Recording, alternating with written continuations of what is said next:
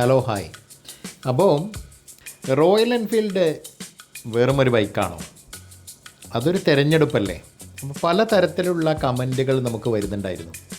ഈ 195 കിലോയ്ക്ക് മുകളിൽ ഭാരമുള്ളൊരു വാഹനത്തെ കൈകാര്യം ചെയ്യാൻ അല്പം കായികമായിട്ടുള്ള ശക്തിയും അതേപോലെ ശാരീരിക ക്ഷമതയൊക്കെ മാത്രം മതിയോ? ആ വാഹനത്തിൻ്റെ ഒരു സ്വഭാവം കൂടി നമ്മൾ മനസ്സിലാക്കണ്ടേ? എന്തുകൊണ്ടാണ് ഇത്തരത്തിൽ നെഗറ്റിവിറ്റികളിലൂടെ ആളുകൾ കടന്നു പോകുന്നത് എന്നുള്ളതാണ് മനസ്സിലാവാത്തത്. എന്തായാലും ആർക്കാണ് ഈ ഒരു ബൈക്ക് അനുയോജ്യമായിട്ടുള്ളത് എന്നുള്ളതാണ് നമ്മൾ നോക്കാനായിട്ട് പോകുന്നത്. പലർക്കും പലതരത്തിലുള്ള സംശയങ്ങളാണ്. അപ്പോൾ സംശയങ്ങൾ തീർച്ചയായിട്ടും നിങ്ങൾ കമൻറ്റുകളായി ചെയ്യുക.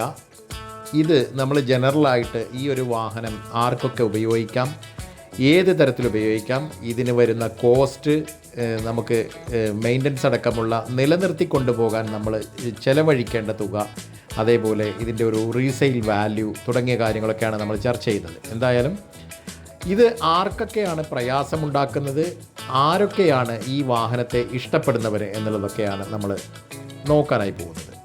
അപ്പം ദീർഘദൂര യാത്രകൾ ഇഷ്ടപ്പെടുന്നവർക്കും ഈ ഒരു എൻജിൻ്റെ തമ്പ് ആസ്വദിക്കുന്നവർക്കുമൊക്കെയാണ് യഥാർത്ഥത്തിൽ ഇത് ഇഷ്ടപ്പെടുക. ഈ നഗരത്തിലെ തിരക്കുകളിൽ പെട്ടെന്ന് വെട്ടിച്ചു പോകാൻ ആഗ്രഹിക്കുന്നവർക്കും ഭാരം കുറഞ്ഞ വാഹനങ്ങൾ ശീലിച്ചവർക്കും ഒട്ടും അനുയോജ്യമല്ല യഥാർത്ഥത്തിൽ ഈ ഒരു വാഹനം എന്ന് നമുക്ക് പറയേണ്ടി വരും. ഈ ഭാരം ഒരു പരിധിവരെ പ്രശ്നം തന്നെയാണല്ലേ. ഷോർട്ടായ ആളുകൾക്ക് ഹിമാലയൻ പോലുള്ള വണ്ടികൾ ബാലൻസ് ചെയ്യാൻ ബുദ്ധിമുട്ടാകുന്നത് സാധാരണമാണ്. ഇപ്പോൾ മോഡലുകളിൽ ഒരുപാട് വൈവിധ്യങ്ങളുണ്ട്.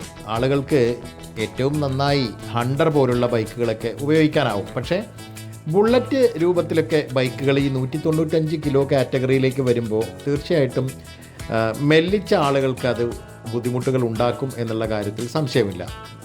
കായികമായി ഇത് കൈകാര്യം ചെയ്യുക എന്നുള്ളതൊരു ടാസ്ക് തന്നെയാണ്.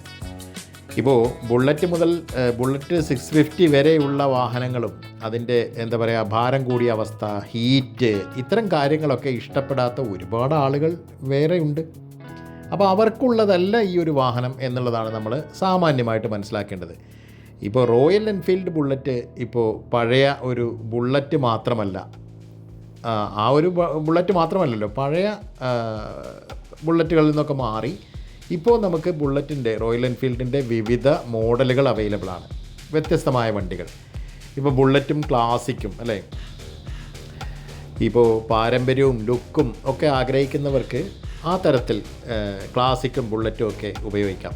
ഓഫ് റോഡ് യാത്രകൾക്കും അഡ്വഞ്ചർ ഇഷ്ടപ്പെടുന്നവർക്കും അത് എല്ലാവർക്കും ഓടിക്കാവുന്ന ഒരു ഹൈറ്റോ വെയ്റ്റോ ഒന്നുമല്ല.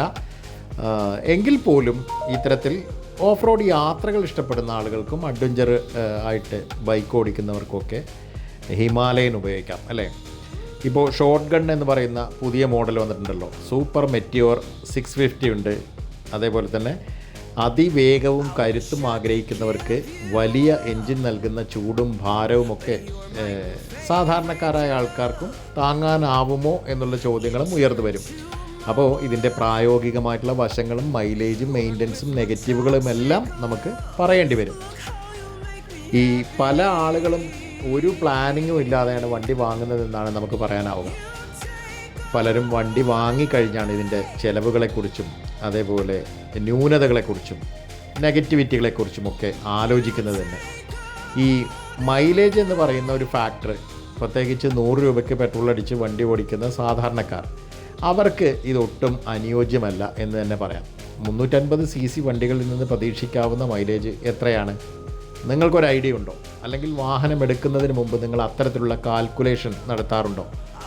ഈ മൈലേജ് കുറവാണെന്ന പരാതി ന്യായമാണോ? തീർച്ചയായിട്ടും ഇന്നത്തെ പെട്രോൾ വിലയിൽ ഒരു 60-70 കിലോമീറ്ററൊക്കെ സുഖസുന്ദരമായിട്ട് കിട്ടുന്ന ബൈക്കുകളാണ് നമുക്ക് കൂടുതലും 125 കാറ്റഗറിയിലൊക്കെ നമുക്ക് ലഭിക്കുന്ന വാഹനങ്ങൾ.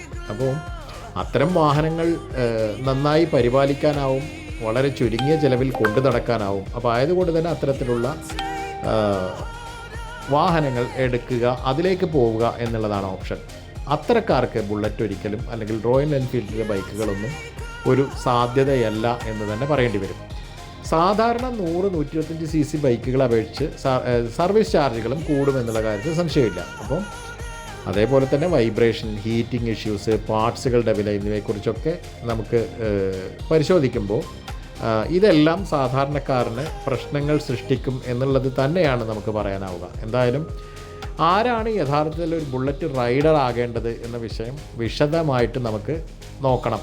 അപ്പം തീർച്ചയായിട്ടും ബുള്ളറ്റിൻ്റെ ആ ഒരു തമ്പ് ഇംപ്രഷനും അതേപോലെ തന്നെ അഡ്വഞ്ചറായിട്ടും അതേപോലെ ലോങ് റൈഡുകളും ഒക്കെ ചെയ്യാൻ താല്പര്യപ്പെടുന്നവർ തന്നെ ആണ് ഈ തരത്തിൽ ബുള്ളറ്റ് ബൈക്കുകൾ ഉപയോഗിക്കേണ്ടതെന്നുള്ളതാണ്. അപ്പോൾ ഓരോ മോഡലുകളുടെയും പ്രത്യേകതകൾ വെച്ച് അതിലെ ആളുകളുടെ താല്പര്യം, അവരാർജിക്കുന്ന കാര്യങ്ങൾ, അവർ മനസ്സിലാക്കുന്ന കാര്യങ്ങൾ, ഇതൊക്കെ വെച്ച് നമുക്ക് വളരെ പെട്ടെന്ന് തന്നെ വാഹനങ്ങളെ മനസ്സിലാക്കാൻ കഴിയുമെന്നുള്ളതാണ്.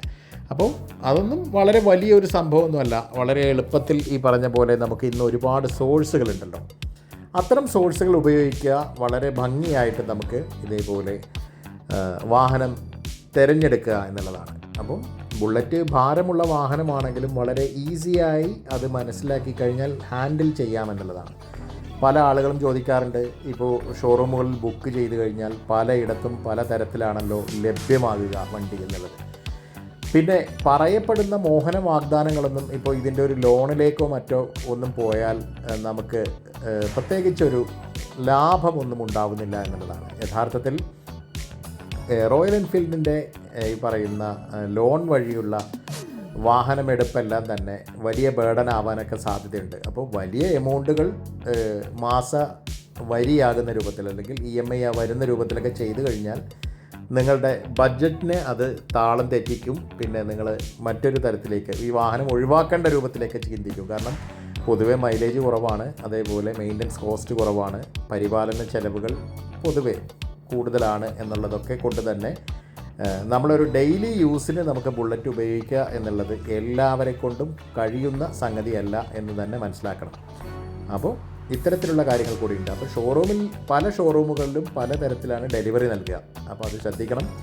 അത്തരം കാര്യങ്ങൾ കൂടി ശ്രദ്ധിക്കുക. അതേപോലെ കൃത്യമായ അവബോധം നമുക്കൊരു വാഹനം എടുക്കുമ്പോൾ അതിൽ നമ്മൾ ഉണ്ടാക്കിയെടുക്കുക എന്നുള്ളതാണ്.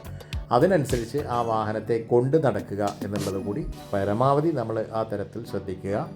ഈ വാഹനത്തെക്കുറിച്ച് ഒന്നും മനസ്സിലാക്കാതെയുള്ള കമൻറ്റുകളും പലപ്പോഴും കാണാനാവും. അപ്പോൾ നടുവേദന വരുന്നു എന്നൊക്കെയാണ് ആളുകൾ പറയുന്നത്. ഇങ്ങനെ ഒരു വാഹനത്തിൽ നിന്ന് ഒരിക്കലും നടുവേദനയൊന്നും ഉണ്ടാകാനുള്ള സാധ്യതയില്ല കേട്ടോ. കമൻറ്റുകൾ ചെയ്യൂ, നമുക്ക് കൂടുതൽ കാര്യങ്ങൾ ചർച്ച ചെയ്യാം, നോ പ്രോബ്ലം. നിങ്ങളുടെ ചോദ്യങ്ങൾക്ക് കൃത്യമായ മറുപടികളുമായിട്ട് നമ്മൾ വരുമെന്ന് ഓരോ വീഡിയോയിലും നമ്മൾ പറയുന്നതാണ്. അപ്പോൾ വണ്ടി ചൂടാകുന്നുണ്ടെന്നുള്ള കംപ്ലൈൻ്റ് ഉണ്ട്. അപ്പോൾ കുറച്ച് ചൂടാവുന്നുണ്ട് എന്നുള്ളത് യാഥാർത്ഥ്യമാണ്. കാരണം ഇതിന് ഒരു കൂളൻ സംവിധാനം ഇല്ല. അതുകൊണ്ട് തന്നെ വണ്ടി അസലായിട്ട് ചൂടാവുന്നുണ്ട്. അത് നമുക്ക് നോർമലായിട്ട് അല്ലെങ്കിൽ ഡിഫോൾട്ട് ഒരു രൂപത്തിൽ മാത്രമേ കാണാനാവൂ. അപ്പോൾ ഈ ചൂട് ഇഷ്ടപ്പെടാത്ത ആളുകൾക്ക് 100cc ആ ഒരു കൺവീനിയൻസ് താല്പര്യമുള്ളവർക്ക് അത്തരം വാഹനങ്ങൾ 125cc വരുന്നു, 150cc വരുന്നു, അല്ലേ 160 ഒക്കെ വരുന്നുണ്ട്. അപ്പോൾ അത്തരം CC കുറഞ്ഞ വാഹനങ്ങളിലേക്ക് പോവുകയും ചെയ്യാവുന്നതാണ്. അപ്പോൾ നിങ്ങളെ ആരും നിർബന്ധിക്കുന്നില്ല. ഇത്തരത്തിൽ കാര്യങ്ങളെ മനസ്സിലാക്കി നമ്മൾ ആ തരത്തിലേക്ക് കാര്യങ്ങളെ കൊണ്ടുപോവുക എന്നുള്ളതാണ് നമ്മൾ പ്രധാനമായിട്ടും മനസ്സിലാക്കേണ്ടത്. ഇപ്പോൾ പഴയ ഹിമാലയൻ 411 നിന്ന് തികച്ചും വ്യത്യസ്തമായ കൂടുതൽ കരുത്തുള്ള ഒരു മെഷീൻ 450 വലിയൊരു മാറ്റം കൊണ്ടുവന്ന റോയൽ എൻഫീൽഡിൻ്റെ എൻജിനീയറിങ്ങിൽ തന്നെ വ്യത്യസ്തമായൊരു മെഷീനാണ്.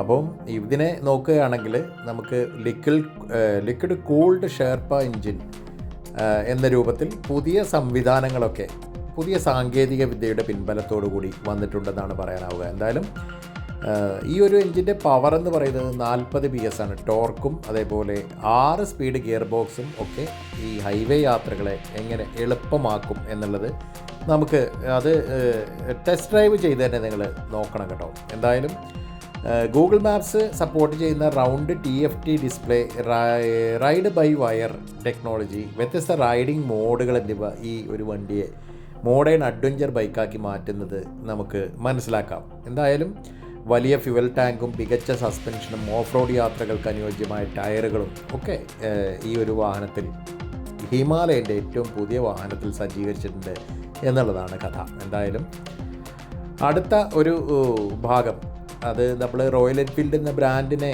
അടുത്തറിയാൻ ആഗ്രഹിക്കുന്നവർക്ക് ഏറ്റവും പ്രായോഗികമായ ചില കാര്യങ്ങൾ പറഞ്ഞ് നമുക്ക് ഈ ഒരു ചർച്ച അവസാനിപ്പിക്കാമെന്നാണ് കരുതുന്നത്. ഈ പൊതുവായ ഉപയോഗത്തിന് അനുയോജ്യമായ മോഡലുകൾ ഏതൊക്കെയാണെന്നാണ് നമ്മൾ ഇവിടെ നോക്കാൻ പോകുന്നത്. അപ്പോൾ ക്ലാസിക് 350, ബുള്ളറ്റ് 350 ഇവയാണ് റോയൽ എൻഫീൽഡിൻ്റെ ഐക്കോണിക് മോഡലുകൾ. ഭാരമുണ്ടെങ്കിലും ബാലൻസിങ്ങും കംഫർട്ടും ഇതിൽ മികച്ചതാണ്. ഏറ്റവും കൂടുതൽ റീസെയിൽ വാല്യൂ ലഭിക്കുന്നതും ഈ മോഡലുകൾക്കാണ്. ഏത് സാധാരണ വർക്ക്ഷോപ്പിലും ഇവ നന്നാക്കാൻ സാധിക്കുമെന്നതും ഒരു വലിയ ഗുണം തന്നെ. അപ്പോൾ ഹണ്ടർ 350 എന്ന് പറയുന്ന മറ്റൊരു ലേറ്റസ്റ്റ് മോഡലുണ്ടല്ലോ, പല കളറുകളിൽ വേരിയൻറ്റുകളായി തന്നെ ഇപ്പം നമുക്ക് ലഭിക്കുന്നതാണ്. റോയൽ എൻഫീൽഡ് നിരയിലെ ഏറ്റവും ഭാരം കുറഞ്ഞ വണ്ടിയാണിത്. നഗരത്തിലെ തിരക്കുകളിൽ ഉപയോഗിക്കാൻ വളരെ എളുപ്പവും. മെയിൻ്റനൻസ് ചെലവ് താരതമ്യേന കുറവായതുകൊണ്ട് യാത്രകൾക്കിടയിൽ യുവാക്കൾക്കിടയിലും ഇത് വലിയ സ്വീകാര്യതയുള്ളൊരു മോഡലായി മാറിയിട്ടുണ്ട്. പിന്നെ ദീർഘദൂര യാത്രകൾക്ക്, ടൂറിംഗ് പോലുള്ള കാര്യങ്ങൾക്കൊക്കെ ഇഷ്ടമായ ആ തരത്തിൽ ഉപയോഗിക്കുന്നവർക്ക് ഏറ്റവും അനുയോജ്യമായ ക്രൂയിസർ മോഡലാണ് ഈ പറയുന്ന മെറ്റിയോർ 350. സീറ്റ് ഹൈറ്റ് കുറവായതുകൊണ്ട് ഉയരം കുറഞ്ഞവർക്കും ഇത് എളുപ്പത്തിൽ കൈകാര്യം ചെയ്യാം. ഇപ്പോൾ റീസെയിൽ വാല്യൂ എന്ന് പറയുന്നത് ക്ലാസിക് ബുള്ളറ്റ് മോഡലുകൾക്കാണ് വിപണിയിൽ എപ്പോഴും ഡിമാൻഡ് കൂടുതലുള്ളത്, സെക്കൻഡ് ഹാൻഡ് മാർക്കറ്റിൽ. അപ്പോൾ അത് ഈ ഒരു തരം മോഡലുകൾ എടുക്കുന്നവർക്ക് അതാണ് റെക്കമെൻഡ് ചെയ്യാനാവുക. പിന്നെ മെയിൻ്റനൻസ് ആണ്. കൃത്യസമയത്ത് ഓയിൽ മാറ്റുകയും ചെയിൻ ലൂബ്രിക്കേറ്റ് ചെയ്യുകയും ചെയ്താൽ ഈ വാഹനങ്ങളൊക്കെ ദീർഘകാലം കേടുകൂടാതെ ഇരിക്കും. അല്ലാതെ ഇതിനകത്ത് മറ്റ് വർക്കുകളൊന്നും തന്നെ വരുന്നില്ല. 5 വർഷത്തേക്ക് നിങ്ങൾക്ക് യാതൊരു തലത്തിലും തലവേദനകൾ സൃഷ്ടിക്കപ്പെടുന്നില്ല. അവിടെ ഓയിൽ ചേഞ്ചും കൃത്യമായ ലൂബ്രിക്കേഷൻ കാര്യങ്ങളും ചെയ്തു കഴിഞ്ഞാൽ അതൊക്കെ തന്നെയാണ് ഇതിന് വരുന്ന മെയിൻ്റനൻസ് എന്ന് പറയുന്നത്. വെറുതെ വേഗതയിൽ ഓടിച്ചു പോകാനുള്ളതല്ല റോയൽ എൻഫീൽഡിൻ്റെ വണ്ടികളൊന്നും തന്നെ. മറിച്ച് ആ എൻജിൻ്റെ താളം ആസ്വദിച്ച് യാത്ര ചെയ്യാൻ ആഗ്രഹിക്കുന്നവർക്ക് വേണ്ടി മാത്രമുള്ളതാണ്. ഓക്കെ, അപ്പോൾ നമ്മൾ ഈ ചർച്ച ചെയ്ത കാര്യങ്ങളിൽ നിന്നൊക്കെ ഒരു കാര്യം വ്യക്തമാണ്: എല്ലാ റോയൽ എൻഫീൽഡ് വണ്ടികളും എല്ലാവർക്കും വേണ്ടിയുള്ളതല്ല. അപ്പോൾ സ്വന്തം ആവശ്യവും ശാരീരിക ക്ഷമതയും നോക്കി വേണം വണ്ടി തിരഞ്ഞെടുക്കാൻ. അപ്പോൾ ഈ ഒരു വീഡിയോ നിങ്ങൾക്ക് അല്പമെങ്കിലും ഉപകാരപ്പെട്ടു എന്ന് തന്നെയാണ് കരുതുന്നത്. മറ്റൊരു വീഡിയോയിൽ നമ്മൾ വീണ്ടും കാണും. ഒരുപാട് കാര്യങ്ങൾ വാഹനങ്ങളുമായി ബന്ധപ്പെട്ട സംശയങ്ങൾക്കെല്ലാം നമ്മൾ മറുപടികളുമായിട്ട് തീർച്ചയായും ഉണ്ടാവും. അപ്പോൾ നിങ്ങളുടെ സംശയങ്ങളെല്ലാം തന്നെ കമൻറ്റ് ചെയ്യുക. വീണ്ടും കാണാം.